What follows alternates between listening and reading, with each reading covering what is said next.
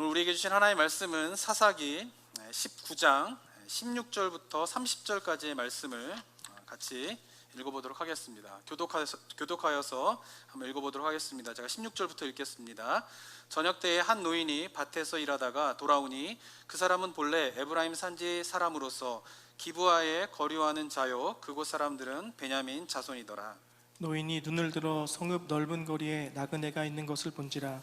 노인이 묻되 그대는 어디로 가며 어디서 왔느냐 하니 그가 그에게 이르되 우리가 유다 베들레헴에서 에브라임 산지 구석으로 가나이다. 나는 그곳 사람으로서 유다 베들레헴에 갔다가 이제 여호와의 집으로 가는 중인데 나를 자기 집으로 영접하는 사람이 없나이다. 우리에게는 나귀들에게 먹일 집과 여물이 있고 나와 당신의 여종과 당신의 종인 우리들과 함께 한 청년에게 먹을 양식과 포도주가 있어 무엇이든지 부족함이 없나이다 하는지라. 그 노인이 이르되 그대는 안심하라. 그대의 쓸 것은 모두 내가 담당할 것이니 거리에서는 유숙하지 말라 하고 그를 데리고 자기 집에 들어가서 나귀에게 먹이니 그들이 발을 씻고 먹고 마시니라. 그들이 마음을 즐겁게 할 때에 그 성읍의 불량배들이 그 집에 에워싸고 문을 두들기며 집주인 노인에게 말하여 이르되 내 집에 들어온 사람을 끌어내라. 우리가 그와 관계하리라 하니 집주인 그 사람이 그들에게로 나와서 이르되 아니라 내 형제들아 청하노니 이 같은 악행을 저지르지 말라. 이 사람이 내 집에 들어왔으니 이런 망령된 일을 행하지 말라.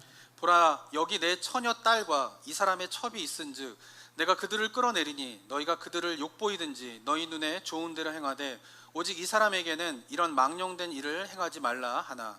우리가 듣지 아니하므로 그 사람이 자기 첩을 붙잡아 그들에게 밖으로 끌어내매 그들이 그 여자와 관계하였고 밤새도록 그 여자를 능욕하다가 새벽 미명에 놓은지라. 동틀 때에 여인이 자기의 주인이 있는 그 사람 집 문에 이르러 엎드려져 밟기까지 거기 엎드려져 있더라. 그의 주인이 일찍 일어나 집 문을 열고 떠나고자 하더니 그 여인이 집 문에 엎드러져 있고 그의 두 손이 문지방에 있는 것을 보고 그에게 이르되 일어나라. 우리가 떠나가자 하나 아무 대답이 없는지라. 이에 그의 시체를 나귀에 싣고 행하여 자기 곳에 돌아가서 그 집에 이르러서는 칼을 가지고 자기 첩의 시체를 거두어 그 마디를 찍어 12덩이에 나누고 그것을 이스라엘 사방에 두루 보내매 30절 함께 읽겠습니다. 그것을 보는 자가 다 이르되 이스라엘 자손이 애굽 땅에서 올라온 날부터 오늘까지 이런 일은 일어나지도 아니하였고 보지도 못하였도다. 이 일을 생각하고 상의한 후에 말하자 하니라. 아멘. 사사기 17장부터 21장까지는 이제 사사기 결론에 해당되는 부분입니다. 이 부분에는 이제 두 가지 에피소드로 구성이 되어 있는데요. 첫 번째는 17장, 18장 지난주까지 살펴본 내용인데 여기에는 미가라고 하는 집안의 이야기와 단지파의 이야기가 첫 번째 에피소드에 해당됩니다. 그리고 이제 19장부터 21장까지 이제 두 번째 에피소드가 시작되는데요. 이 두 번째 에피소드의 이야기는 베냐민 지파와 관련된 이야기로 19장부터 21장이 구성되어 있습니다. 그리고 오늘 읽은 본문은 바로 이 19장부터 21장의 이 베냐민 지파와 관련된 사건의 그런 발단의 시작에 해당되는 내용을 함께 읽었습니다. 19장 전체를 한번 살펴봐야 되는데요. 사건의 발단은 이렇습니다. 먼저 1절과 2절을 보면요, 에브라임 산지에 거류하는 레위인이 첩을 얻으면서 시작됩니다. 1절을 보면요, 이스라엘의 왕이 없을 그때에 에브라임 산지 구석에 거류하는 어떤 레위 사람이 유다 베들레헴에서 첩을 맞이하였더니 그 첩이 행음을 하고 남편을 떠나 유다 베들레헴 그의 아버지 집에 돌아가서 거기서 넉 달 동안 지내매, 이렇게 되고 있습니다. 그래서 레위인이 이제 첩을 얻게 됩니다. 이 고대 사회에서 첩을 얻는 이유는 두 가지죠. 첫 번째는 뭐냐면은 정부인이 아기를 낳지 못할 때에 첩을 얻게 되고요. 또 하나의 이유는 뭐냐면은 남자의 그런 성적인 욕망을 채우기 위해서 또 첩을 얻게 되는 그런 경우가 있습니다. 어떠한 연유로 레위인이 첩을 얻었는지는 본문에 나와 있지는 않습니다. 그러나 우리가 이제 사사기를 쭉 살펴보는 흐름상 레위인이 영적인 지도자인, 이스라엘 백성들의 영적인 지도자인 레위인이 첩을 얻었다라고 하는 이 사실은요, 사사기 전체의 흐름상으로 봤을 때에 이 레위인이 그렇게 영적으로 건강하지 못한 사람이구나 라고 하는 것을 우리가 짐작을 할 수 있습니다. 자, 그런데 2절에 보면 이 첩이 행음을 하고 남편을 떠나서 친정집으로 가게 됩니다. 그리고는 그 친정집에서 베들레헴에서 넉 달 동안 머무르게 되니까 이 레위인이 그 첩을 데리고 오고자 에브라임 산지에서 이제 베들레헴으로 내려가게 됩니다.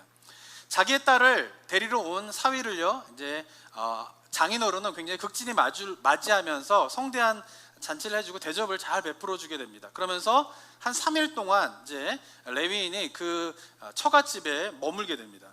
3일 동안 처갓집에 머물고 난 이후에 이제 다시 자기의 집 에브라임으로 가야겠다 생각을 하고는 나서려고 하는데 5절에 보면요, 그 나서는 길을 장인어른이 막게 됩니다. 5절에서 이렇게 이야기합니다. 넷째 날 아침에 일찍이 일어나 떠나고자 하매 그 여자의 아버지가 그의 사위에게 이르되 떡을 조금 먹고 그대의 기력을 돋운 후에 그대의 길을 가라 하니라 하면서 떠나려고 하는 이 사위를 이제 만류하게 되죠. 그래서 레위인도 하룻밤을 더 묵게 됩니다. 그런데 하룻밤을 더 묵고 다섯째 날이 되었을 때에 이제 나서려고 했을 때에도 이제 레위인 장인이 또 만류를 하게 됩니다. 좀 더 머물러라 하게 됩니다. 근데 이번에는 레위인이 이 장인의 좀 더 머무르라고 하는 의견을 무시하고는 그냥 자기 갈 길을 찾아서 떠나가게 됩니다. 근데 길을 떠나서 이제 에브라임으로 가게 되는 여정 가운데에 에브라임이 도착하기 전에 이제 날이 어두워져 가지고 유숙할 곳을 찾아 헤매게 됩니다. 그 내용이 어디에 나오냐면 이제 10절, 11, 12절에 나오는데요. 한번 10절 한번 읽어볼까요? 시작. 그 사람이 다시 밤을 지내고자 하지 아니하여 일어나서 떠나 여부스 맞은편에 이르렀으니 여부스는 곧 예루살렘이라. 안장지운 나귀 2마리와 첩이 그와 함께 하였더라. 11절도 한번 읽어볼까요? 시작. 그들이 여부스에 가까이 갔을 때에 해가 지려 하는지라. 종이 주인에게 이르되 청하건대 우리가 돌이켜 여부스 사람의 이 성읍에 들어가서 유숙하십시다 하니. 가던 길에 이제 유숙할 곳이 해가 저물어 가지고 유숙할 곳이 필요했는데 마침 가까운 곳이 어디냐면 여부스라고 하는 곳이었어요. 이것은 예루살렘의 예전 이름인데 그 여부스의 이제 주인이 여기가 가까이에 여부스라고 하는 곳이 있으니까 거기 가서 유숙을 하면 좋겠습니다라고 제안을 하는 것이에요. 그러자 이제 레위인이 그 종의 제안에 대해서 12절에서 이렇게 이야기합니다.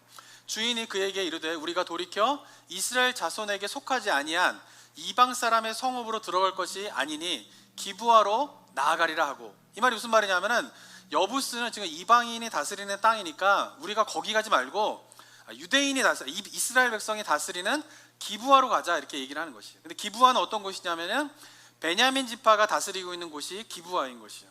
그러니까 이방 사람들이 있는 여부스 말고 가까이지만 좀 멀더라도 이스라엘 백성들이 있는 베냐민 지파가 있는 기브아로 가자라고 종에게 이야기를 하고는 일행을 이끌고 기브아로 가게 됩니다. 그리고는 14절 15절에서 이렇게 일이 벌어지는데요. 14절을 보면은 모두 앞으로 나아가더니 베냐민에 속한 기브아에 가까이 이르러 해가 진지라. 15절입니다. 기브아에 가서 유숙하고 그리로 돌아 들어가서 성읍 넓은 거리에 앉아 있으나 그를 집으로 영접하여 유숙하게 하는 자가 없었더라. 기브아에 갔을 때에 누군가 자기를 이렇게 영접을 해줘서 먹고 잠자리를 제공받을 줄 알았는데 막상 기브아를 가니까 아무도 이 레위인 일행을 받아주지 않는 것이에요. 그래가지고 누가 이 레위인 일행을 받아주게 되냐면은 기브아에 살고 있는 베냐민 지파 사람이 아닌 에브라임 출신의 노인이 한 명 있었는데 그 노인이 길거리에서 유숙하게 된 이 레위인들을 데려다가 자기 집에 하룻밤 묵게 하고 또 먹을 것도 베풀어 주면서 이 사람들을 이제 맞이하게 됩니다. 자, 그리고는 이제 저희가 읽은 본문이 뭐냐면은 그렇게 해서 레위인이 이 노인의 집에 유숙할 때에 일어난 사건인 것이죠. 22절 한번 보면요. 22절 한번 읽어볼까요? 시작. 그들이 마음을 즐겁게 할 때에 그 성읍의 불량배들이 그 집을 에워싸고 문을 두들기며 집주인 노인에게 말하여 이르되 내 집에 들어온 사람을 끌어내라. 우리가 그와 관계하리라 하니. 이 기브아의 불량배들이 이 노인의 집에 찾아와서는 낯선 레위인 사람들을 끌어내라. 우리에게 달라라고 이야기를 하는 거예요. 그 목적이 뭐냐면은 22절 마지막 절에 보면 우리가 그와 관계하리라. 이것은 뭐냐면은 성적인 그런 행위를 하겠다. 그들과 그런 일을 하겠다라고 하는 것을 우리나라 말로 이제 관계하리라 이렇게 번역을 한 것이죠. 그러니까 그들과 그런 일을 하겠다라고 이제 이 사람들 막 끌어내려고 하는 불량배들이 찾아오게 된 것이에요. 그래가지고는 24절과 25절에서 이 집주인인 에브라임 지파 출신의 노인이 이걸 막아서게 됩니다. 그러면서 24절에서 이렇게 이야기하는데요. 보라, 여기 내 처녀 딸과 이 사람의 첩, 레위인의 첩이 있은즉 내가 그들을 이끌어내리니 너희가 그들을 욕보이든지 너희 눈에 좋은 대로 행하되 오직 이 사람에게는, 레위인에게는 이런 망령된 일을 행하지 말라라고 이야기를 하는 것이에요. 그러니까 이 노인은 이 레위인에게 무슨 해가 끼칠까봐 대안적으로 내놓은 대안이 뭐냐면 그 불량배들에게 내 딸과 결혼하지 아니한 내 딸과 그리고 이 사람의 첩이 있으니까 이 두 여자를 너희들이 원하는 대로 욕을 보이든지 마음대로 하라라고 제안을 하는 것이요. 그런데 불량배들이 이 말을 잘 듣지 않게 되자 강제로 이 주인이 하는 행동이 25절에 보면 나오는데요. 25절 한번 읽어볼까요? 시작.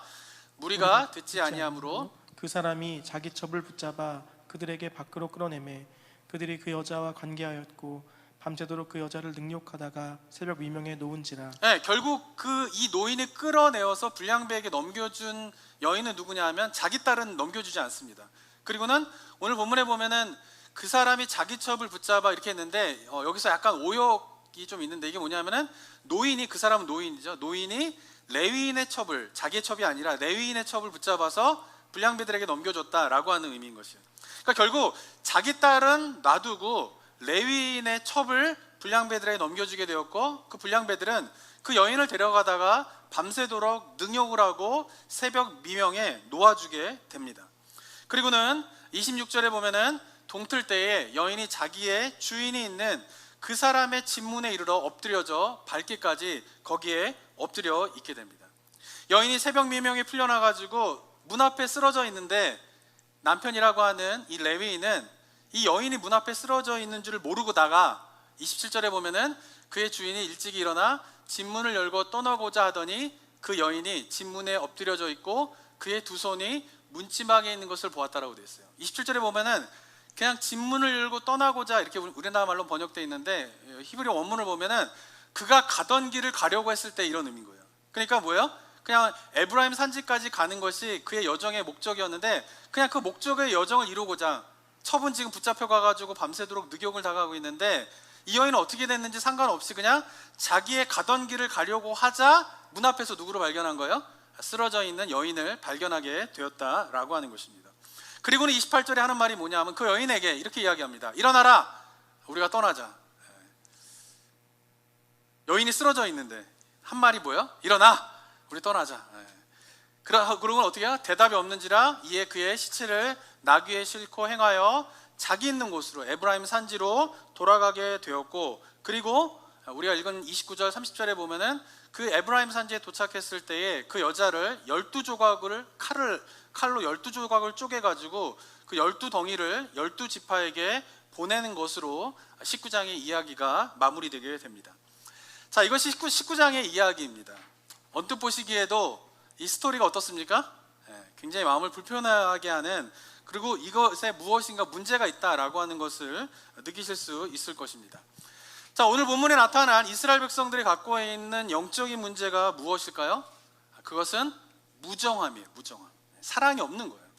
한 사람을 귀히 여기지 않고 한 생명을 귀히 여기지 않는 모습이 공통적으로 지금 오늘 본문에 등장한 사람들이 보여주는 영적인 문제이다라고 하는 것입니다. 그리고 그 중심에는 이스라엘 백성들을 영적으로 이끌어야 할 영적 지도자인 레위인이 정말 한 생명을 소중하게 여기지 못하는 모습을 오늘 본문 속에서 보여주고 있다라고 하는 것입니다.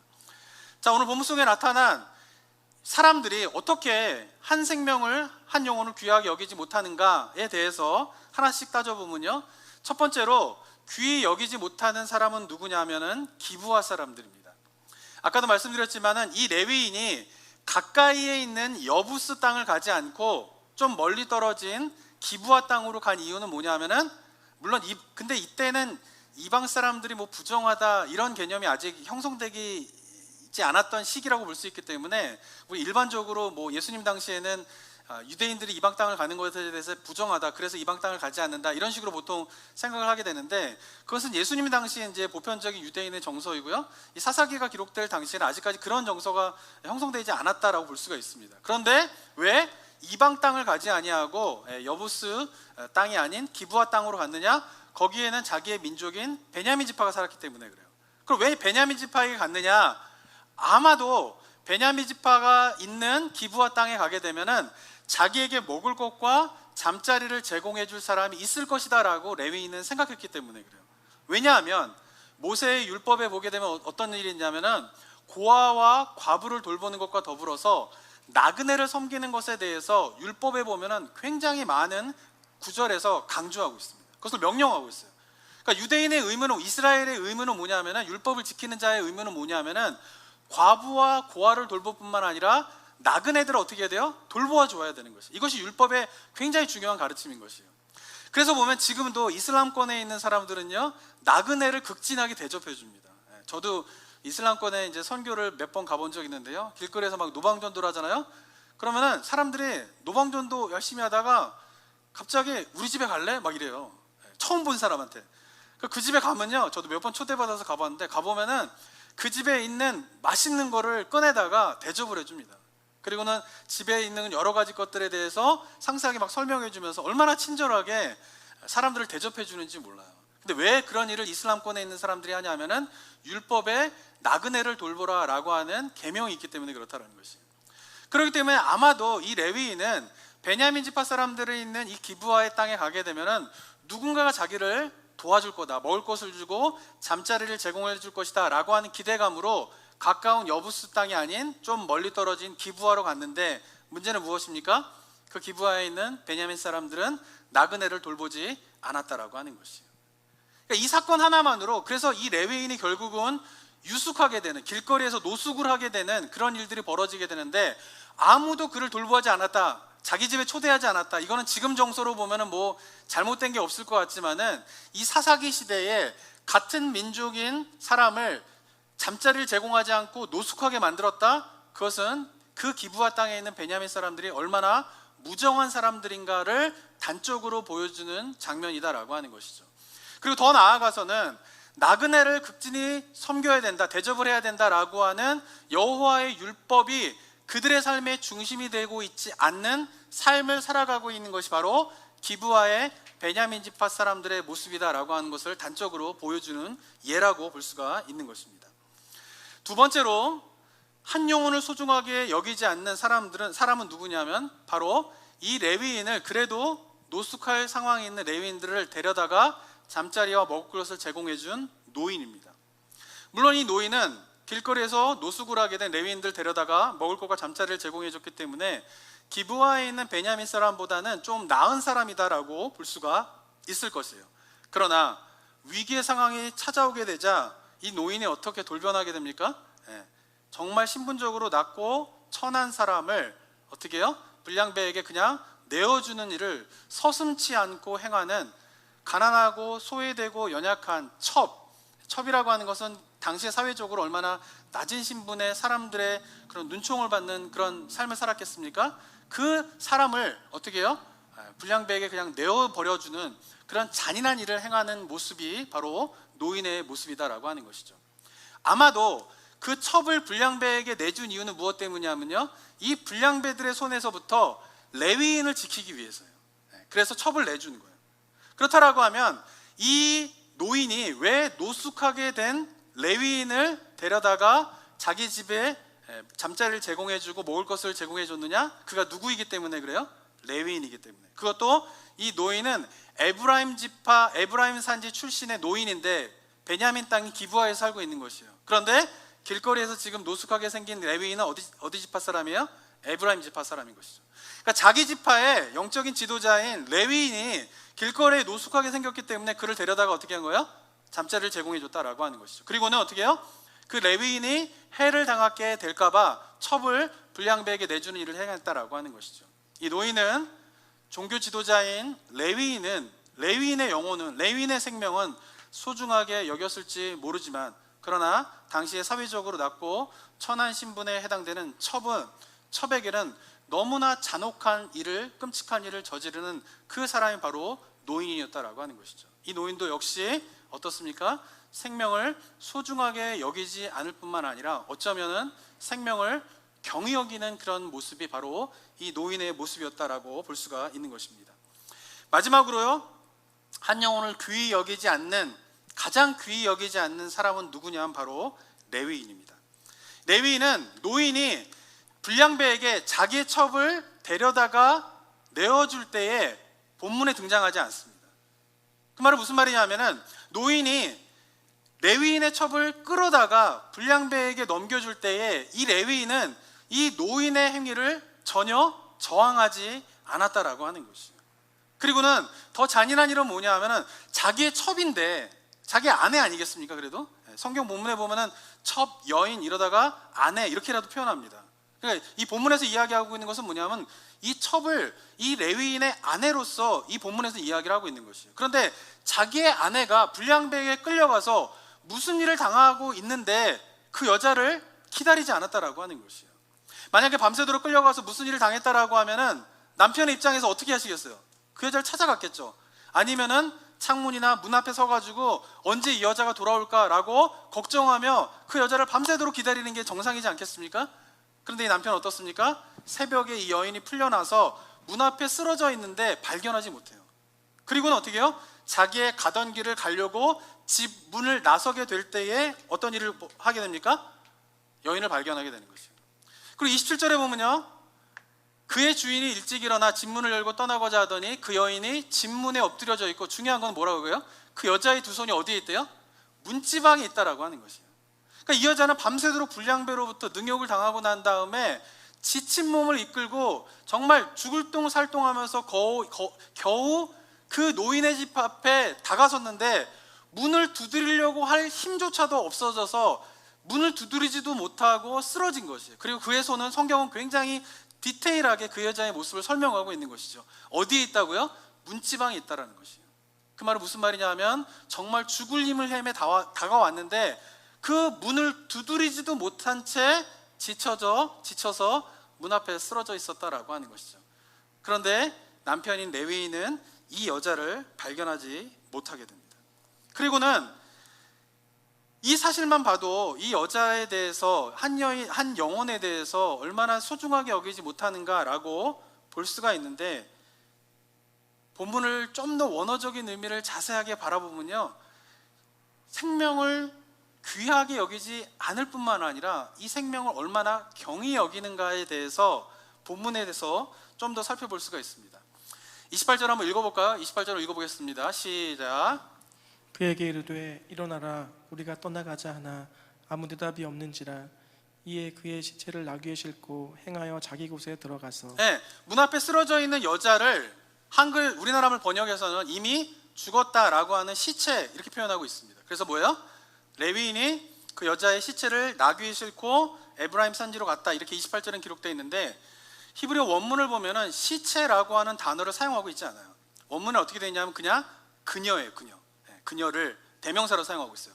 그러니까 원문의 의미는 뭐냐면은 그에게 이르되 일어나 우리가 떠나가자 하나 아무 대답이 없는지라. 이에 그가 어떻게 해요? 그녀를 나귀에 싣고 행하여 자기 곳으로 돌아갔다라는 거예요. 그러니까 본문에서는 시체라고 하는 말을 원문에 사용하고 있지 않다라고 하는 거예요. 그 이유는 무엇 때문일까요? 이 여자가 살아있을 수도 있었다라는 거죠. 그리고 그 여자를 어떻게 해요? 나귀에 싣고 가게 되는 것이죠. 만약에 이 여자를 조금이라도 일찍 발견해서 치료를 받게 해줄 수 있었다라면은 이 여인은 어떻게 할 수 있어요? 살 수 있었다라고 하는 것이에요. 그런데 이 여자는 산지 죽었는지에 대해서 레위인은 크게 관심을 하지 않고 그냥 그 쓰러져 있는 여자를 나귀에 싣고 병원으로 간 것이 아니라 그냥 자기의 갈 길을 가게 되었다라고 하는 것이죠. 그리고는 29절에 보면요, 그 집에 이르러서 칼을 가지고 자기의 첩의 시체를 거두어 그 마디를 찍어 12덩이에 나누고 그것을 이스라엘 사방에 두루 보내었다, 이렇게 이야기하고 있는데, 우리나라 말 성경에는 역시 자기의 첩의 시체를 칼로 12덩이를 쪼갰다, 이것도 끔찍하지 않습니까? 그런데 히브리 원문을 보면요, 이것도 역시 시체라고 하는 말이 없어요. 그냥 어떻게 됐습니까? 칼을 가지고 그녀를 가두어, 그냥 대명사 목적으로 사용하고 있어요. 거두어 그 마디를 찍어 12덩이를 만들어서 각 지파에게 보냈다, 이렇게 설명하고 있는 것이에요. 19장은요, 아까도 말씀드렸지만 그 여인이 손이 문지방에 있다라고 표현할 만큼 굉장히 사건을 디테일하게 이야기를 하고 있습니다. 그런데 이렇게 디테일하게 설명하는 가운데에서 이 여자가 죽었는지 안 죽었는지에 대해서 히브리 원문에서 정확하게 설명하고 있지 않다라고 하는 것은 무엇을 의미하냐면 이 사사기의 저자는 이 여자가 살아있을 것에 대한 것에 대한 가능성도 이야기하고 있다라고 볼 수가 있는 것이죠. 그런데 병원 치료를 받지 못하고 쓰러져 있어, 어쩌면 목숨이 붙어 있을 수도 있는, 거의 죽을 상태에 있는 그 여자를 어떻게 해요? 칼로 12덩이를 쪼개서 12지파에게 보내는 일을 누가 행합니까? 종교 지도자인 레위인이 그 일을 행했다라고 하는 것입니다. 사랑하는 성도 여러분, 이 여자가 죽었는지 안 죽었는지에 대한 거는 뭐 해석의 분분함이 있습니다. 근데 그걸 제껴놓고라도 자기의 아내인 첩이 불량배에게 잡혀갔는데도 밤새도록 그녀를 기다리지 않는 이 레위인, 그리고 그 여자가 살았는지 죽었는지에 대해서 확인하면서 병원에 치료조차도 데리고 가지 않은 채 그냥 자기에게 갈 길을 가는 이 레위인의 모습은 어떻습니까? 생명을 소중하게 여기지 않을 뿐만 아니라 생명을 경히 여기는 그런 사람이었다라고 볼 수가 있는 거죠. 그런데 이 사람이 누구라고요? 여호와 하나님께 제사를 드리는 성막을 지켜야 하는 종교 지도자인 레위인이었다라고 하는 것입니다. 자, 기브아의 사람들, 기브아의 베냐민 지파, 그리고 에브라임 출신의 노인, 그리고 종교 지도자인 레위인의 공통점이 무엇입니까? 바로 한 사람을 소중히 여기지 않는다라는 것이에요. 그리고 특별히 사회적으로 낮은 신분, 연약한 자들에 대해서는 잔혹하리만큼 참혹하게 그들을 대하고 있는 것이 이 사람들의 공통적인 특징이다라고 하는 것입니다. 우리가 17장부터 쭉 살펴보고 있는데요, 이 17장부터 살펴볼 때에 이 이스라엘 백성들은요, 분명히 여호와께 드리는 종교적인 의식을 소홀하게 여기지 않았어요. 지금 우리가 설명하고 있는 이 시대 가운데 있는 이스라엘 백성들은 결코 하나님께 드리는 종교적인 행위에 대해서 소홀하게 여기지 않았어요. 아까도 말씀드린 것처럼 그 에브라임지에 있는 노인은 레위인을 소중하게 여기잖아요. 종교 지도자니까 그들을 존중하는 거예요. 그것이 살아 있었어요. 그리고 우리가 지난 미가의 집에서도 살펴보았지만은 어떻게 해서든지 제사장을 세우려고 하는 노력을 기울였어요. 왜? 제사장에 제사를 드리려면 제사장이 필요하니까. 그리고 제사를 드린 일에 열심을 내어서 제사를 드릴 수 있는 신당과 그리고 제사를 드리는 데 필요한 신상을 만드는 데는 아낌없이 돈을 투자하고 노력을 기울이는 모습이 바로 17장부터 21장에 있는 이스라엘 백성들의 모습이었다라고 하는 것이에요. 여호와께 드리는 제사에 대해서는 결코 소홀하게 행하지 않았던 그들의 영적인 문제가 무엇입니까? 첫 번째는 제가 지난 시간에 몇 주에 걸쳐서 이야기했던 것처럼 그들이 하나님 앞에 대한 종교적인 열심을 행하였지만 그들의 종교적인 열심은 결코 율법적이지 않았다라는 것이에요. 그리고 오늘 본문을 통하여서 우리가 다시 한번 또 하나 발견해야 할 이스라엘 백성들의 심각한 영적인 문제는 무엇이냐면, 종교적인 행위는 열심히 행하는데 그들 가운데에는 사람을 사랑하는 마음이 없었다라고 하는 것이에요. 특별히 가난하고 소외받고 신분적으로 낮은 자들에 대해서는 전혀 긍휼을 베풀지 않는 모습이 바로 이 사사기 시대의 이스라엘 백성들의 영적인 문제였다라고 하는 것입니다. 오늘 본문을 보면 어쩌면요, 우리 성도님들은 이 본문은 잘 설교되어지지 않는 본문입니다. 보통 사사기 앞에 6명의 사사에 대해서는 설교가 그래도 많이 있는데 이 17장부터 21장까지는 보통 사사기 내용에서 설교를 잘 안 해요. 왜냐하면 너무 끔찍한 일들이 많이 벌어지기 때문에 그래요. 그죠? 그래서 오늘 본문을 보면서도 우리 성도님들 가운데에는 이 본문에 나와 있는 기브아에 있는 베냐민 사람, 에브라임에 있는 노인, 레위인을 보면서 아유, 나하고는 상관없는 일이야, 이렇게 생각할 수 있을 것 같아요. 왜냐하면 우리는 불량배가 찾아왔을 때에 여인을 내주는 일을 결코 하지 않을 것입니다. 그리고 누군가가 쓰러져 있을 때 그가 죽었는지 안 죽었는지, 그것도 자기의 가족이라면 확인해 보지도 않은 채 그냥 자기의 갈 길을 가는 그런 무자비한 일들을 우리는 행하지 않을 것이에요. 그렇기 때문에 어쩌면 오늘 본문을 보면서 이 본문의 내용에 있는 이들의 모습과 우리의 모습은 별로 공감대가 형성되지 않는 그런 것이다라고 생각할 수가 있습니다. 자, 그런데 오늘 본문을 통해서 한번 우리가 제가 묵상하기 원하는 것은 무엇이냐면, 한 생명을 소중하게 여기지 못하는 삶의 모습의 출발점은 바로 공감 능력을 상실하는 데서부터 시작된다라고 하는 것이에요. 저는 그리고 이 시대에 있는 많은 교회와 그리스도인들이 어쩌면 빠지고 있는 심각한 영적인 문제는 무엇이냐면 바로 공감 능력의 상실에 있다라고 생각을 하게 됩니다. 지금 한국도 그렇고 미국도 그렇고요, 기독교 내에서 이슈되는 한 가지가 있습니다. 그것은 뭐냐면 언제까지 온라인 예배를 해야 되느냐라고 하는 것이죠. 그리고는 대면 예배를 해야 된다라고 하는 것이 지금 한국에 있는 기독교 내에서도 큰 이슈로 부상하고 있고요. 그리고 미국에 있는 캘리포니아 이 주변에도 지금 미국인 교회에서는 언제까지 온라인 예배를 해야 되느냐라고 하면서 주정부 방침에 거스르면서 대면 예배를 지금 시작하고 있는 교회들이 점점 미국인 교회에 늘어나고 있습니다. 자, 저는 이것이 굉장히 중요한 신학적인 이슈와 우리가 고민해야 될 문제라고 하는 것을 저는 인식합니다. 그리고 이 부분에 대해서 우리가 단순히 그냥 정부가 하라고 했으니까 해야지 라고 하는 차원에서 우리가 그칠 문제는 아니다라고 생각을 합니다. 그래서 이 부분에 대해서 어쩌면 우리가 신중하게 한번 생각해보고 접근해 봐야 된다라고 생각을 합니다. 그래서 이 부분에 대해서는 좀 오늘 설교를 준비하다가 하려고 했더니 너무 길어질 것 같아서 제가 다음 주에 좀 한번 더 나눠보겠는데요. 어쨌든 간에 이 부분에 대해서 우리가 좀 심각하게 이 시대 속에서 우리가 예배 본질이 무엇인가, 교회가 앞으로 어떻게 돼야 되는가, 그리고 그 속에서 우리가 대면 예배가 갖고 있는 의미가 무엇인가에 대해서 깊이 생각해 보아야 하는 것만은 틀림없습니다.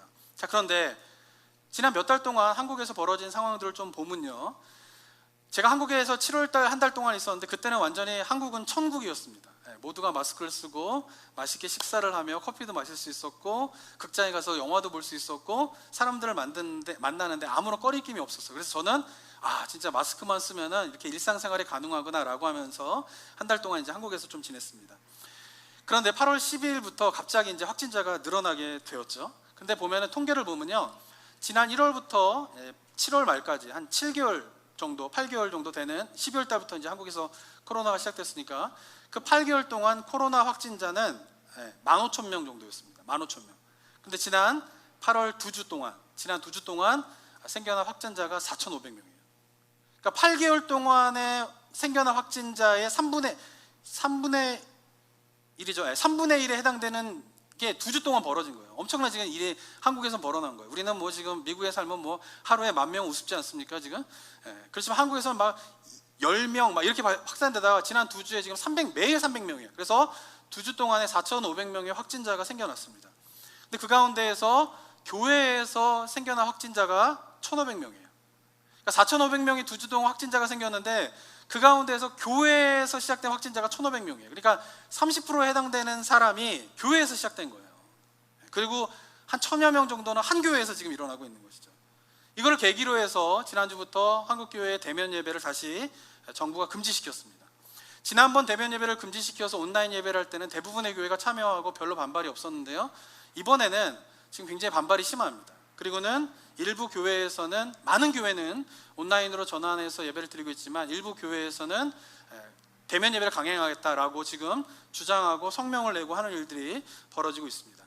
저는 좀 전에 말씀드린 것처럼 교회가 대면 예배를 드려야 되는 중요함과 그런 목회적인 입장에서의 염려와 걱정, 그리고 성경적인 가르침 우리가 어떻게 따를 것인가에 대한 생각 속에서 대면 예배의 중요성을 강조하고 하는 것에 대해 굉장히 공감합니다. 그것에 대해서 저도 동의를 많이 하고 있고 고민을 하고 있는 가운데 있습니다. 그런데 안타까운 것은 뭐냐면요, 지금 정부가 지금 이번 주부터 한국은 모든 업체가 8일 동안 비즈니스 하지 말고 다 셧다운 시켰어요. 처음으로 셧다운 시킨 거예요. 그런 가운데에서 교회도 대면 예배를 드리지 말자라고 하는 지침이 내려진 겁니다. 그런데 안타까운 것은 대면 예배를 강행하는 교회가 세상을 향하여서 우리가 대면 예배를 해야 되는 이유에 대해서 설명을 할 때에 지금 뭐라고 설명하고 있냐면은 이거는 종교 탄압이라는 것이에요.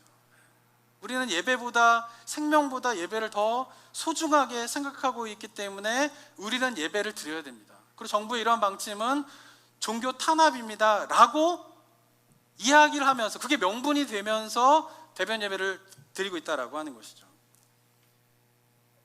어떻습니까 여러분? 지금 이 상황에서 한국 정부가 대면 예배를 드리지 맙시다, 대면 예배를 드리지 마시기 바랍니다, 이것을 종교 탄압으로 말한다면 세상 사람들이 교회가 이것은 종교 탄압입니다 라고 하는 말에 세상 사람들이 귀를 기울일까요?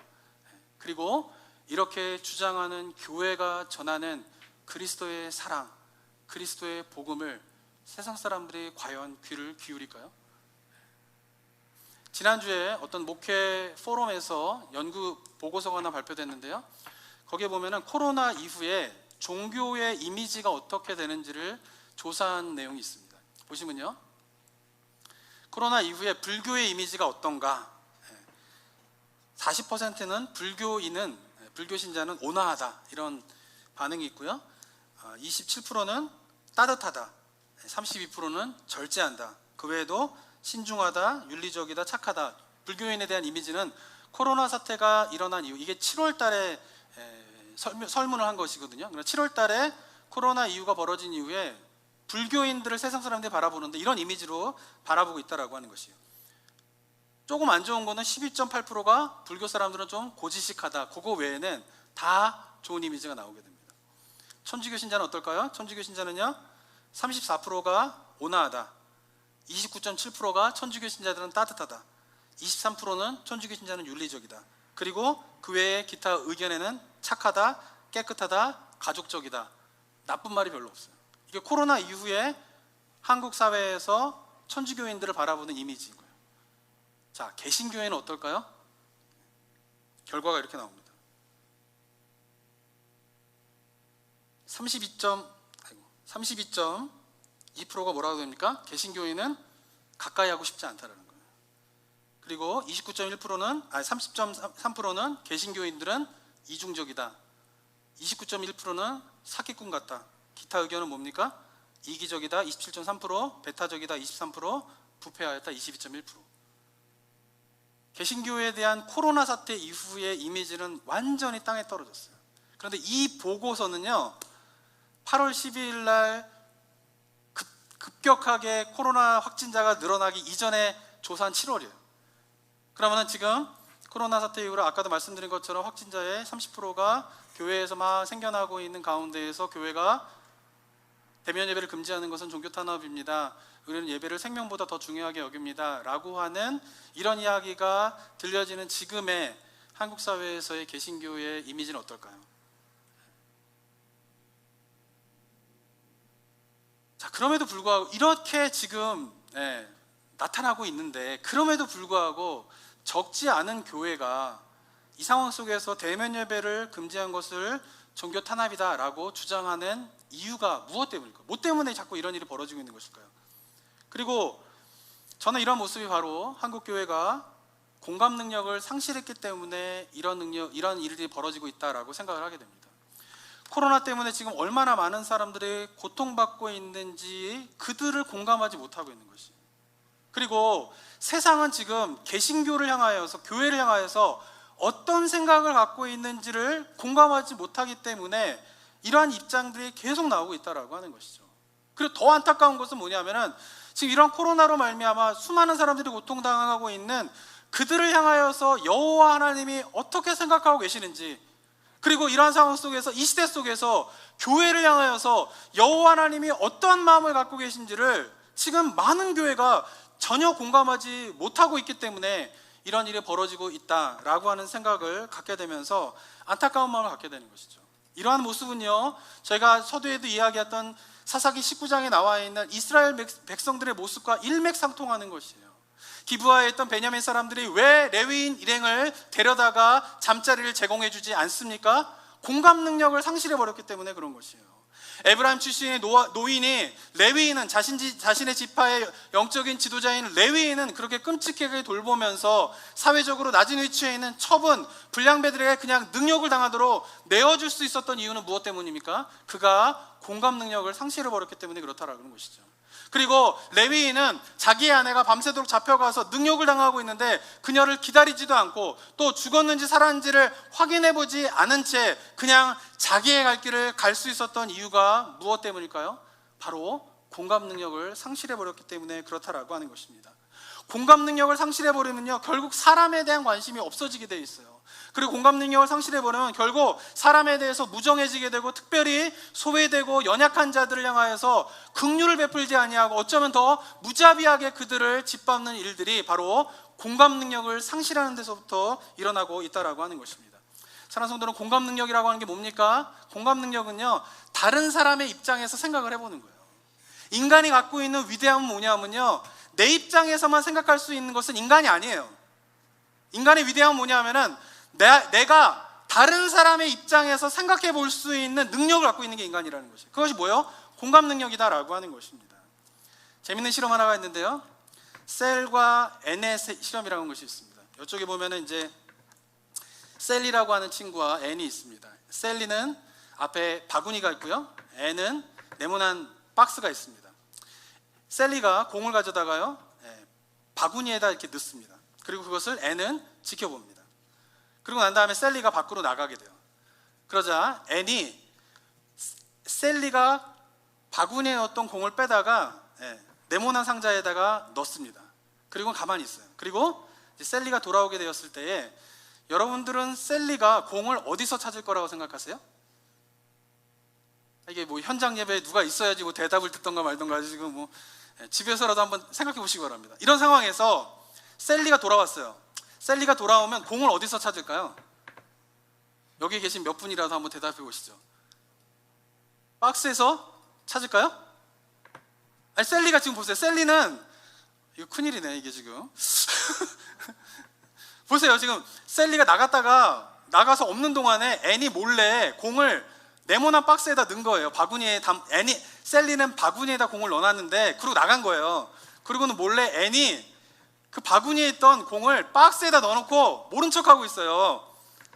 셀리는 와가지고 공을 어디서 찾을까요? 바구니에서 찾겠죠, 그죠? 네. 전 어려운 질문 안 드립니다. 아시지 않았습니까? 너무 오래돼가지고 지금 만난 지 오래돼가지고 저의 질문의 유형을 잘 파악 못하시는 것 같은데 우리는 당연히 셀리는 돌아와서 바구니에서 공을 찾을 거야 이렇게 생각할 거예요, 그죠? 그런데 놀라운 사실은 뭐냐면요, 고릴라 같은 경우는요, 이러한 실험을 하게 되면 고릴라는 어디에서 공을 찾을 거라고 생각하냐면은 박스에서 찾을 거라, 네모난 박스에서 찾을 거라고 생각을 한다고 합니다. 근데 고릴라는요, 아시겠지만 굉장히 지능이 뛰어납니다. 실험에 따르면 어떤 고릴라는 지능 지수를 테스트해 봤을 때 90 정도까지, IQ가 90 정도까지 나오는 고릴라도 있다고 그래요. 그러니까 웬만한 어린아이의 과 지능이 거의 비슷한 거죠. 90 이상이 되는 것이 고릴라거든요. 그러니까 어린아이와 똑같다라는 거예요. 근데 어린아이와 고릴라에게 똑같은 이 실험을 보여주고 공을 어디서 찾겠느냐라고 하면 어린아이는 대부분 어떻게 해요? 셀리가 공을 어디서 찾을까? 그러면 바구니에서 찾는다고 이야기를 해요. 그런데 고릴라는 어디서 찾는다라고 하면은 네모난 상자에서 찾을 거라고 생각을 한다. 이유는 무엇 때문인지 아세요? 고릴라는 그저 본 것만을 이야기하는 거예요. 뭐가 없어요? 셀리의 입장에서 생각할 줄을 모른다는 거예요. 그런데 아무리 어린아이다 할지라도 지능이 고릴라와 비슷하다 손치더라도 어린아이들은 셀리가 공을 어디서 찾을까라고 물어보면 다 바구니에서 찾는다라고 이야기해요. 왜? 어린아이는 지능은 고릴라와 똑같지만 누구의 입장에서 생각해 볼 수 있는 거예요? 셀리의 입장에서 생각해 보는 거예요. 셀리 입장에서 생각했을 때는 애니 네모난 상자에다 공을 넣었을 것을 모르기 때문에 오면은 바구니에서 공을 찾을 거야 라고 대답을 할 거라고 하는 것이에요. 전 이 실험을 보고요, 인간을 하나님께서 만드실 때 동물과 전혀 다른 정말 아름다운 피조물로 만드셨는데 그 결정적인 다른 존재로서의 중요한 특징이 하나 뭐냐 하면 바로 타인의 입장에서 생각해 볼 수 있는 능력이라는 것이죠. 그 공감 능력이 바로 어떤 동물과 피조물이 어쩌면 인간과 비슷한 지능에 있는 그런 동물이 있다 손 치더라도 결코 인간을 뛰어넘을 수 없는, 하나님께서 독특하게 인간만을 그렇게 만드신 이유는 무엇 때문에 바로 누군가를 공감할 수 있는 존재로 인간을 만들었다는 것이에요. 그래서 인간만이 어떻게 해요? 문명이라는 게 만들어지게 되고요, 인간만이 어떻게 된 거예요? 서로 어울리면서 공동체라고 하는 것을 만들 수 있는 것이 바로 인간만이 할 수 있는 능력이다라고 하는 것이죠. 그 이유가 무엇 때문에 바로 공감 능력이다라고 하는 것입니다. 사랑하는 성도 여러분, 여호와 하나님을 믿는 올바른 신앙이 무엇입니까? 그것은 여호와 하나님을 마음과 뜻과 정성을 다하여서 여호와 하나님을 사랑하는 것이에요. 그런데 그 여호와 하나님을 사랑하는 것은 바로 내 이웃을 내 몸과 같이 사랑하라라고 하는 이웃 사랑으로 어떻게 해요? 나타나게 되는 것이에요. 두 가지가 분리된 것이 아니라 누구는 여호와 하나님만을 사랑할 수 있고 누구는 이웃 사랑만 할 수 있는 것이 아니라 여호와 하나님을 사랑하는 사람은 그 여호와 하나님에 대한 사랑이 어떻게 드러나게 됩니까?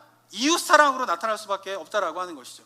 그리고 예수님께서는 성경에서는 이웃을 사랑할 때 내 이웃을 내 몸과 같이 사랑하라고 이야기했어요. 그 말은 무슨 말이에요? 내 이웃의 고통을 좀 공감하라는 것이에요.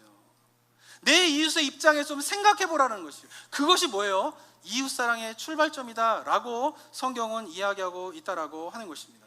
그런데 안타까운 것은 요즘 한국에서 벌어지는 일이나 미국에서 벌어지는 일이나 정말 안타까운 것은 뭐냐 하면은 누군가가 지금 고통받고 있고 누군가가 희생받고 있고 누군가가 아파하고 있는데 그 아픈 현실을 자꾸 그리스도인들이 그들을 공감하지 못하고 있다라고 하는 것이 너무나 안타까운 일이다라고 하는 것입니다. 그러면서 더 안타까운 것은 뭐냐면은 그런 일들이 막 벌어지고 있는 것에 대해서 자꾸 정치적인 해석이 들어가는 게 문제예요.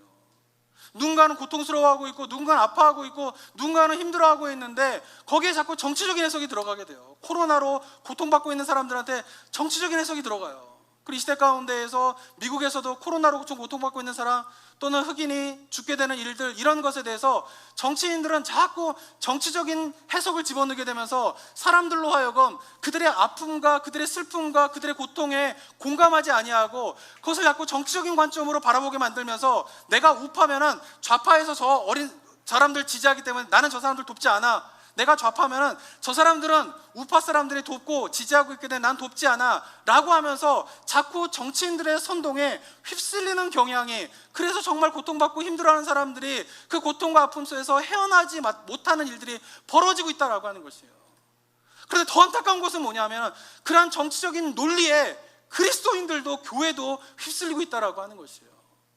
그러면서 정말 고통받고 있는 자들에게 그들의 입장에서 내 이웃을 내 몸과 같이 사랑하라 라고 하는 하나님 예수 그리스도의 가르침은 어딘가 사라져버리고 그들에게 다가가지 않아요. 그들을 공감하지 않아요. 그러면서 정치적인 입장들이 교회에 휩쓸리게 되면서 정말 고통받고 신음하는 자들에게 다가가야 할 그리스도인들과 교회가 그들과 공감을 하지 못하며 공감 능력을 상실해버리는 일들이 일어나고 있는 것이 저는 너무나도 가슴이 아프다라고 하는 것입니다.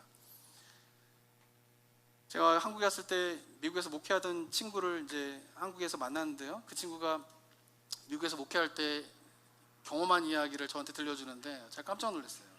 그게 뭐냐면은 2014년도에 대한민국에서는 정말 역사적으로 일어나지 말아야 할 일이 일어났습니다. 그것은 뭐냐면 세월호가 침몰한 것입니다. 그때 고등학생만 325명이 죽었어요. 그리고 전체 물에 빠져 죽은 사람이 476명이에요. 제 친구 목사가 일주기가 되었을 때 2015년도에 목회를 하면서 예배 때에 오늘은 1년 전에 세월호로 어린 325명의 사람들이 죽은 사건이 있었던 날입니다. 우리 다 같이 그런 걸 위해서 좀 기도합시다 라고 하면서 예배 때 언급하고 설교 때도 얘기를 좀 했대요. 설교가 끝나고 난 이후, 예배가 끝나고 난 이후에 한 성도님이 다가오더니 그 목사님한테 하는 말이 뭐냐면은 목사님 좌파세요? 그러라는 거예요. 그 얘기를 듣고 이민 목회에서도 지금 한국에서 벌어지고 있는 좌파니 우파니 이런 싸움들이 교회 안에 들어와서 어떻게 어린 영혼 325명이 죽은 사건에 대해서 당신은 좌파입니까 우파입니까? 라고 이야기할 수 있습니까? 세상은 그렇게 이야기할 수 있다 하더라도 어떻게 그리스도인이 그냥 그것이 물론 그것으로 인하여서 정치인들은 각자가 자기가 유리한 대로 그 사건을 이용해 먹고 있고 정치적으로 사람들을 선동하고 있는 건 사실이에요. 우파든 좌파든.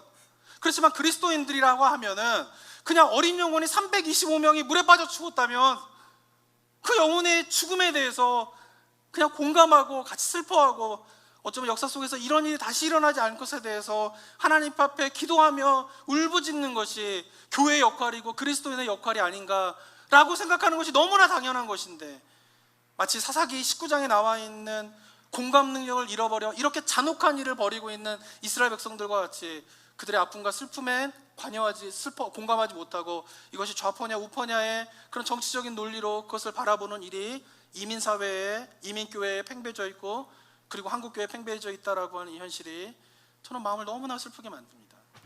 사랑하는 성도 여러분, 우리가 코로나 시대를 겪으면서요, 지금 제가 가장 염려하고 영적으로 걱정하는 것은 예배에 다시 사람들이 모이지 않을까가 아니에요. 교회가 다시 오픈하게 되었을 때에 얼마나 많은 사람들이 다시 교회로 오게 될까, 이것이 아니에요. 제가 정말 걱정하는 것은 무엇이냐면 이 코로나 사태를 겪으면서 사람들이 정말 외롭고 힘들고 강박해지게 되면서 미래에 대한 불안함, 건강에 대한 불안함을 가지고 오직 자신만을 돌보기 시작했어요. 내 가족, 그 이상은 돌보지 못하고 있어요. 그러면서 그리스도인들도 점차 공감 능력을 상실해버린 채 그리스도 안에서 우리는 형제 자매임에도 불구하고 그 형제 자매를 돌아보지 아니하고 더 나아가서는 이 땅 가운데에 소외받고 어려운 자들에게 그리스도의 사랑을 전하라고 교회의 사명을 주셨는데 그 사명을 잃어버린 채 그냥 내 가족을 위한 신앙인으로 끝나버리지 않을까, 그런 공감 능력을 상실해버린 모습이 되지 않을까라고 하는 염려가 제 마음 가운데 가장 크게 됩니다. 사랑하는 성도 여러분, 예수 그리스도의 사랑을 경험했다면 우리는 누군가 고통받고 있다라고 하면 아무 이유 따지지 않고 그에게 다가가서 그 고통을 공감해주고, 그리고 우리가 할 수 있는 것을 도우면서 그리스도의 사랑을, 내 이웃을 내 몸과 같이 사랑하라라고 하는 예수 그리스도의 사랑을 실천하게 되는 일이 우리 삶 가운데에 가장 소중하고 기쁜 일이 되었으면 좋겠습니다. 그리고 그것이 이 코로나 사태를 겪으면서 우리의 삶에, 우리의 신앙에서 중심이 아닌 외곽으로 벗어나게 되는 그런 일들이 일어나지 않도록 우리 성도님들이 깨어서 이 어려운 시간들을 영적으로 건강하게 지켜만 나아가게 되는 은혜가 나성북교회 성도님들 가운데 있게 되기를 주님의 이름으로 축원합니다. 기도하겠습니다. 사랑과 은혜가 충만하신 하나님 아버지, 여호와 하나님을 마음과 뜻과 정성을 다하여서 사랑하라, 그리고 내 이웃을 내 몸과 같이 사랑하라 라고 말씀하신 주님의 명령 앞에 우리가 겸손하게 날마다 나아가는 저희 모두 될 수 있도록 인도하여 주시옵소서. 이 시대에 우리 주변에, 이 사회에 고통받고 아파하는 자들이 참 많이 있는데 세상은 그것을 자꾸 정치적인 논리로 풀어가고 있습니다. 그런 가운데에 그리스도인조차도 깨어서 그들에게 다가가야 할, 공감해줘야 할 교회와 그리스도인들이 그런 세상의 흐름에 따라가게 되는 그런 안타까운 일이 벌어지고 있습니다. 주님, 깨어서 주님의 마음을 공감할 수 있도록 도와주시옵고, 아파하는 자들의 마음을 공감할 수 있도록 인도하여 주시옵고, 이 세상 속에서 우리가 그리스도의 복음과 사랑을 전하기 위해서 교회가 해야 될 일이 무엇인가를 깨달으며 그 일을 실천하게 되는 일들이 우리 가운데 있을 수 있도록 주님 도와 주시옵소서. 은혜 감사드리며 예수 그리스도의 이름으로 기도드립니다. 아멘.